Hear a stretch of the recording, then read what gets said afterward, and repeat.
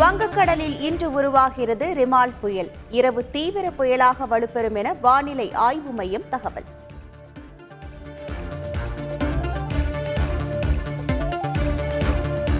வங்கக்கடலில் உருவாகியுள்ள புயல் சின்னம் எதிரொலி. மேற்கு வங்க மாநிலத்தில் தயார் நிலை குறித்து தேசிய நெருக்கடி நிர்வாக குழு ஆலோசனை.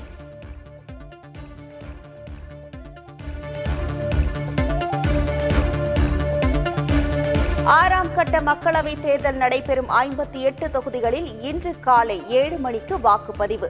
உத்தரப்பிரதேசம், மேற்கு வங்கம், டெல்லி உள்ளிட்ட மாநிலங்களில் உள்ள வாக்குச்சாவடிகளில் பலத்த பாதுகாப்பு.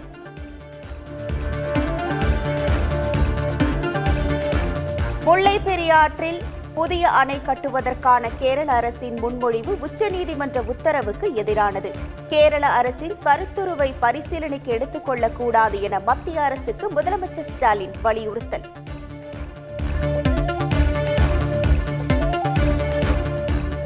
சிலந்தி ஆற்றில் அனுமதியின்றி மேற்கொள்ளப்படும் தடுப்பணை கட்டுமான பணிகளை உடனே நிறுத்துங்கள். கேரள அரசுக்கு தென்மண்டல தேசிய பசுமை தீர்ப்பாயம் உத்தரவு.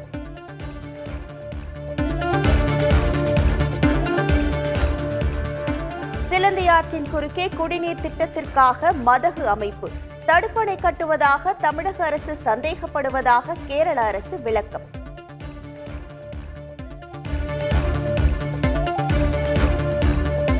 பிறக்கப் போகும் குழந்தையின் பாலினத்தை அறிய கர்ப்பிணி மனைவியின் வயிற்றை கிழித்த கணவருக்கு ஆயுள் தண்டனை. உத்தரப்பிரதேசத்தில் மாவட்ட நீதிமன்றம் பரபரப்பு தீர்ப்பு.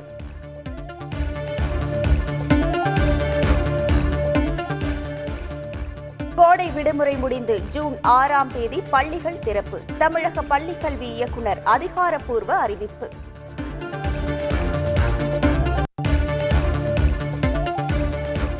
மக்களவை தேர்தல் முடிவுகளை பொறுத்து அதிமுகவின் நிலை மாறும். அமமுக பொதுச் செயலாளர் டிடிவி தினகரன் ஆருடம்.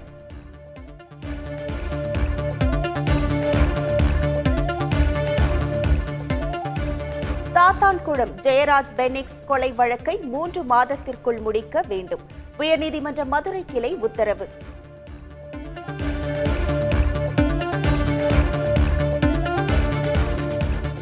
நெல்லை கிழக்கு மாவட்ட தலைவர் ஜெயக்குமார் மரண வழக்கில் சிபிசிஐடி போலீசார் 2வது நாளாக விசாரணை.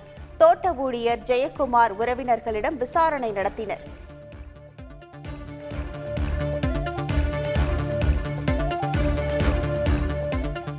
நெல்லையில் ரவுடி தீபக் ராஜா படுகொலை செய்யப்பட்ட சம்பவம் எதிரொலி.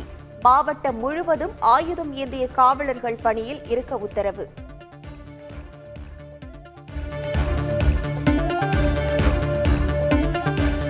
யூடியூபர் சவுக்கு சங்கரை குண்டர் சட்டத்தில் சிறையில் அடைத்த உத்தரவை எதிர்த்த வழக்கு. சென்னை உயர்நீதிமன்ற 2 நீதிபதிகள் அமர்வு மாறுபட்ட தீர்ப்பு. வழக்கை 3வது நீதிபதி விசாரிக்க பொறுப்பு தலைமை நீதிபதிக்கு பரிந்துரை.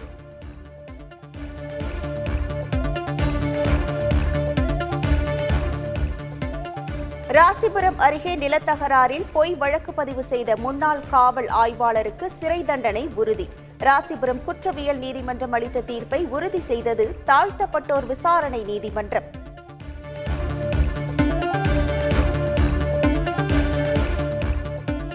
அரசு பேருந்தில் டிக்கெட் எடுத்துதான் பயணித்ததாக சர்ச்சைக்குள்ளான காவலர் ஆறுமுகப்பாண்டி விளக்கம். காவல்துறையை களங்கப்படுத்த முயற்சிப்பதாக குற்றச்சாட்டு. பதிவு போட்டிருக்காங்க. அதான் சார், அது முறையாக டிக்கெட் எடுத்து தான் சார் பயணம் பண்ணேன். அதுக்கு ஆதாரம் இருக்கு சார். என்ன ஆதாரம் இருக்கு சார் உங்ககிட்ட? டிக்கெட் இருக்கு சார், கையில் டிக்கெட் இருக்கு. இப்போ நீங்க அதிகாரி உங்ககிட்ட விசாரணை பண்ணாங்க, என்ன நடந்துச்சு சார்? இல்லை சார். காஞ்சிபுரத்தில் வங்கிகளில் போலி நகைகளை வைத்து 2,60,00,000 மோசடி செய்த சம்பவம். 3 பேர் கைதான நிலையில் மேலும் 2 கைது.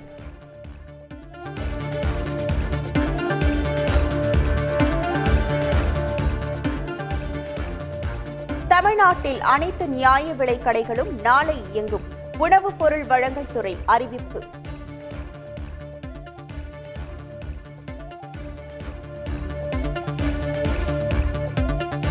சிதம்பரம் அருகே அரசு பேருந்து மீது 2 சக்கர வாகனம் மோதியதில் 2 பேர் உயிரிழப்பு. பேருந்து கண்ணாடியை உடைத்து கிராம மக்கள் போராட்டத்தில் ஈடுபட்டதால் பரபரப்பு.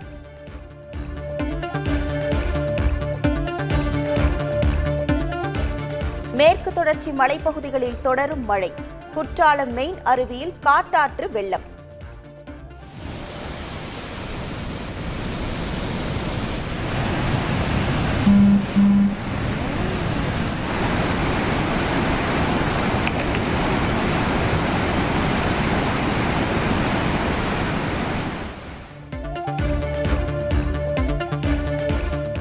ஐந்தருவியில் குரங்கை விழுங்கிக் கொண்டிருந்த 10 அடி நீள மலைப்பாம்பு பிடிபட்டதால் சுற்றுலா பயணிகள் அதிர்ச்சி. வனப்பகுதிக்குள் பத்திரமாக விடுவித்தது வனத்துறை.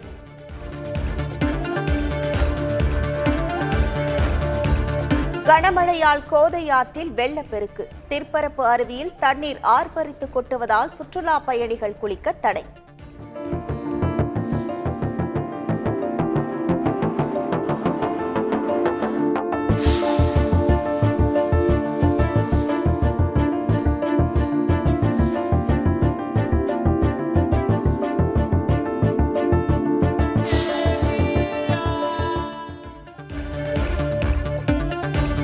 குன்னூர் பழக்கண்காட்சியில் 5 டன் பழங்களால் செதுக்கப்பட்ட கொரில்லா, நத்தை, கார்ட்டூன் கதாபாத்திரங்கள் பார்வையாளர்களை கவர்ந்தன.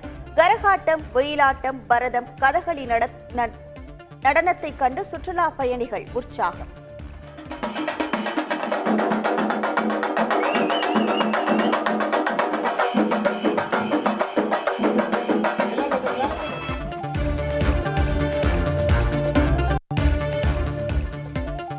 கேரளாவில் ஜூன் 10ஆம் தேதி கூடுகிறது சட்டப்பேரவை கூட்டத்தொடர்.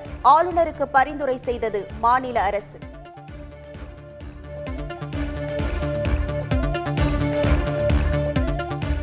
உக்ரைனுடன் மீண்டும் பேச்சுவார்த்தைக்கு தயார் என ரஷ்ய அதிபர் புதின் அறிவிப்பு. சட்டப்பூர்வ அம்சங்களுடன் அமைதி பேச்சுவார்த்தையை புதுப்பிக்க வேண்டும் என விருப்பம்.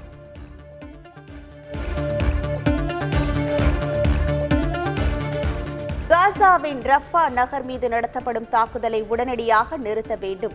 இஸ்ரேலுக்கு ஐநாவின் சர்வதேச நீதிமன்றம் உத்தரவு.